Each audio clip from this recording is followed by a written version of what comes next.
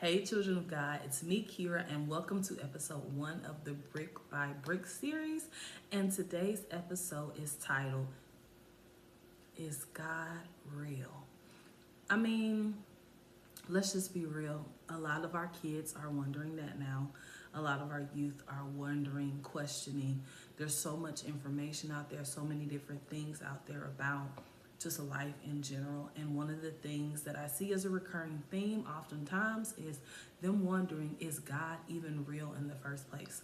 Let's not even talk about just the debates about is the God you serve the real God or this, all the other things, right? But just is God real?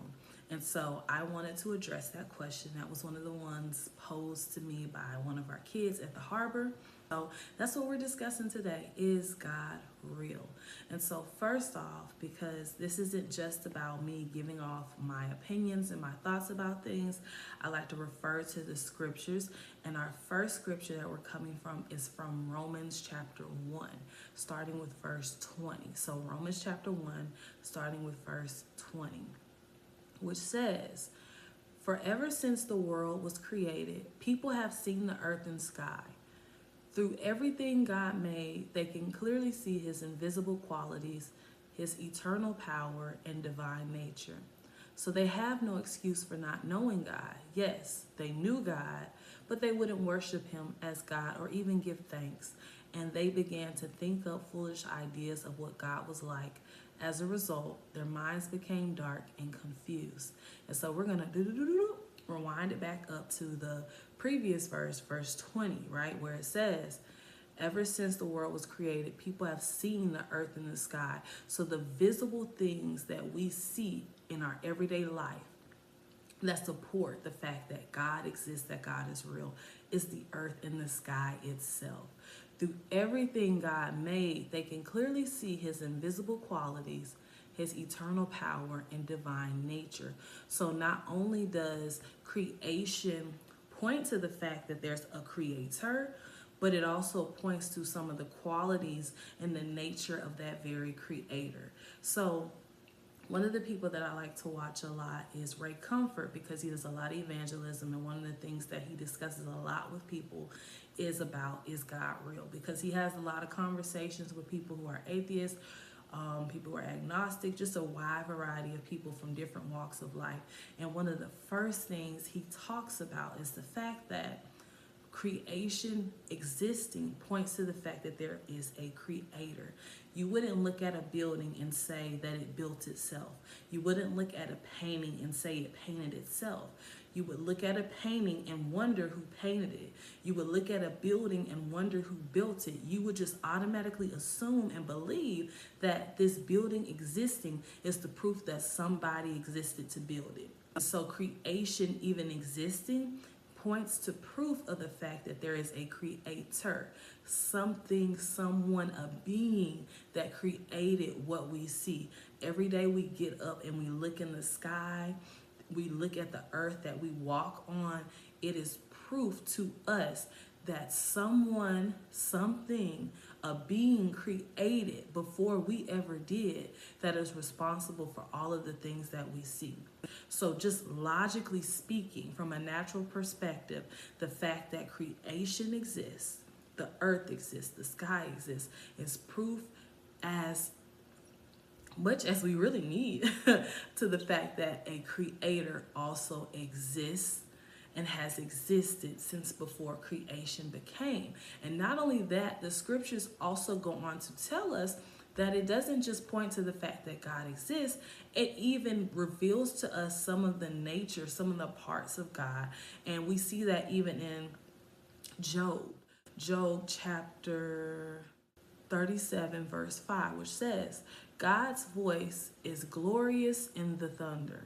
We can't even imagine the greatness of his power." So Job here the book of Job makes an allusion to basically the fact that God's voice is similar to the booming sound of thunder that we hear when it rains.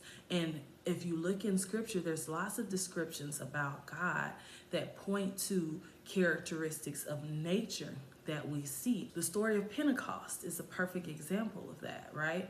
Where it says that the Spirit came in like a mighty rushing wind, that tongues of fire fell upon those that were there on the day of Pentecost. So essentially, the Spirit of God was like a mighty rushing wind. And if you've ever heard wind when it's blowing really strongly, it's intense, it's loud, it makes a lot of noise.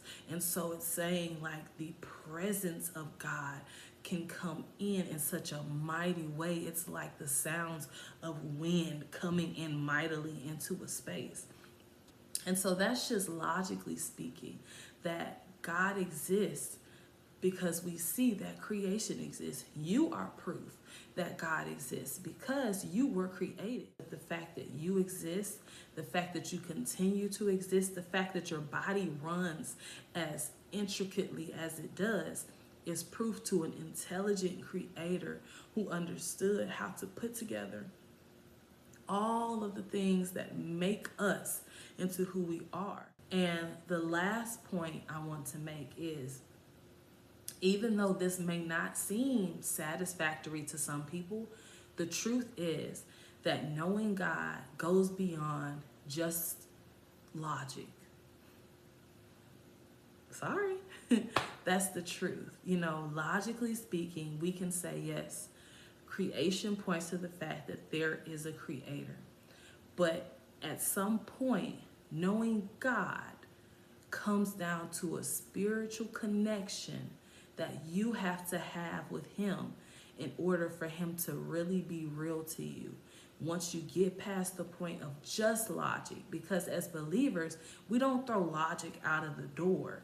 We combine logic with the things of the Spirit. That's why James says that faith without works is dead, because we can't be so spiritual that we don't do things well practically, and we can't be so built into the practical things of life that we forget that this life is also spiritual.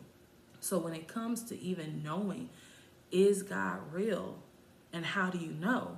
Part of it, outside of just the logic, is you have to know him, and that is on a spiritual level, because even he tells us in John 4:24 that he is spirit, and those who worship him must worship him in spirit and in truth.